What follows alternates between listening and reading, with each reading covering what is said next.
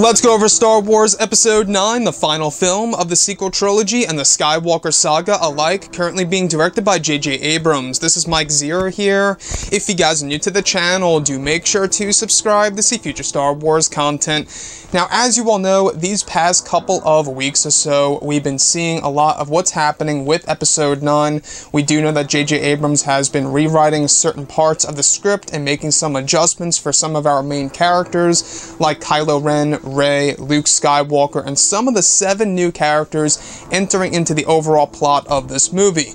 Now, a lot of people have been wondering exactly what does J.J. Abrams have in store for the fans. We do know that number 1, he's inserting prequel trilogy continuity into this film. Number 2, he's doing something very special for the character of Luke Skywalker. And 3, the ending of Episode 9 is going to be very much unexpected and pretty much unpredictable for a lot of Star Wars fans out there. And it's really, leaving a lot of people scratching their heads exactly how are they going to end Episode 9. Now, recently, all thanks to IndieWire, they actually caught up with Oscar Isaac, the actor who portrays Poe Dameron in Episode 9, The Force Awakens, and The Last Jedi. And Oscar actually revealed huge changes to the overall script style for Star Wars Episode 9 by writer and director J.J. Abrams. And they're inserting improvisation for Episode 9. So they're going to be doing a lot of improv on set. A totally different style when it comes to Star Wars as a whole, which could either be good or bad news for the overall movie itself. We're not quite sure how it'll turn out, but this is what Oscar Isaac had to say. The way they've been shooting it right now is looser than it's been for the past 2 times, he goes on to state.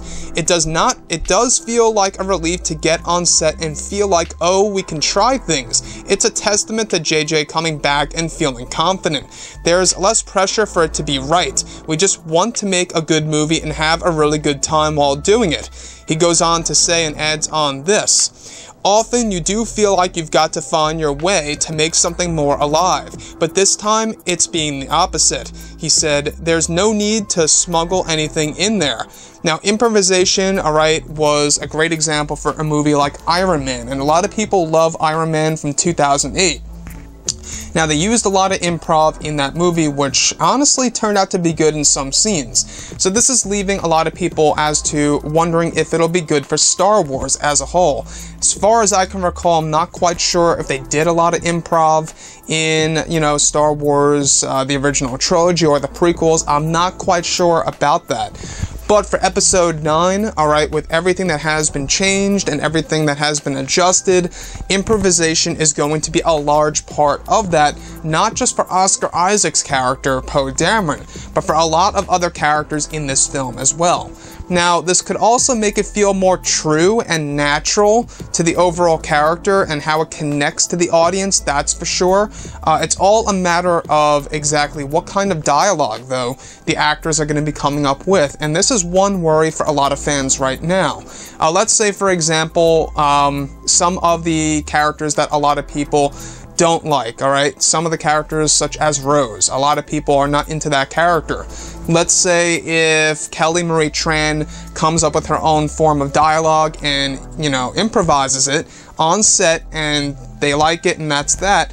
And let's say if a lot of the people watching the film did not like that dialogue from Kelly Marie Tran, a lot of the actors and actresses would then be blamed. Now, would we necessarily know exactly when improv is taking place, when people are improvising on set?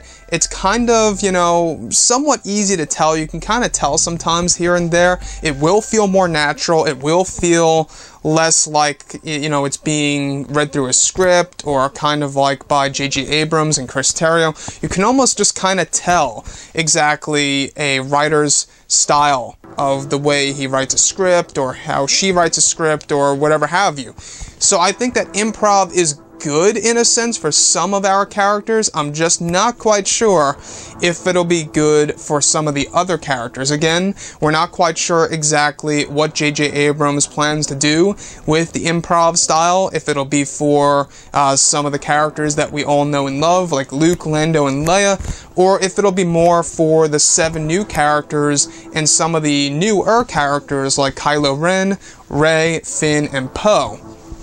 So all thanks to IndieWire once again. Check out that full story below in the description. Very interesting read for sure. Not quite sure how I feel about this. Improvisation being added into Star Wars Episode 9. I'm not quite sure how I feel about this just yet, but I will say it can be good in some cases. If you look at Iron Man for a great example there, which I honestly thought was a great film.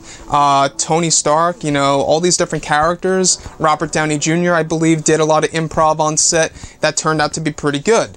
So that's one example to look at. So we'll have to wait and see exactly what J.J. Abrams will be doing with this style of filmmaking and how he's kind of shifting away from some lines in the script. Now that may be one thing to worry about, is that now it's kind of like the actors and actresses are just coming up with their own things on the fly, as opposed to an actual script itself. Could this very well show a sign of weakness by J.J. Abrams and Chris Terrio? That's another debate. That's another question open on the table for discussion. So I would really love to hear what you guys have to say about all of this below in the comments. I think now at the end of the day, J.J. and crew, Chris Terrio, who also worked on the script, I think that a lot of them are really trying to work around from what happened with The Last Jedi and the backlash it received. I think they do definitely recognize that. They see that.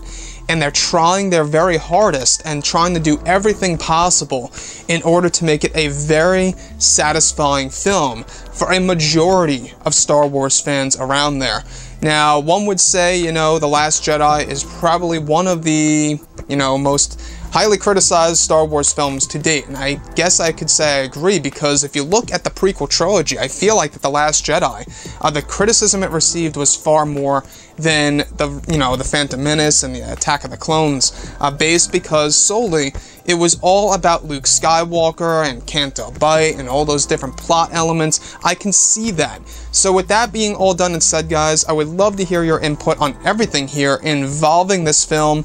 J.J. Abrams, you know, inserting the style of improvisation in Episode 9.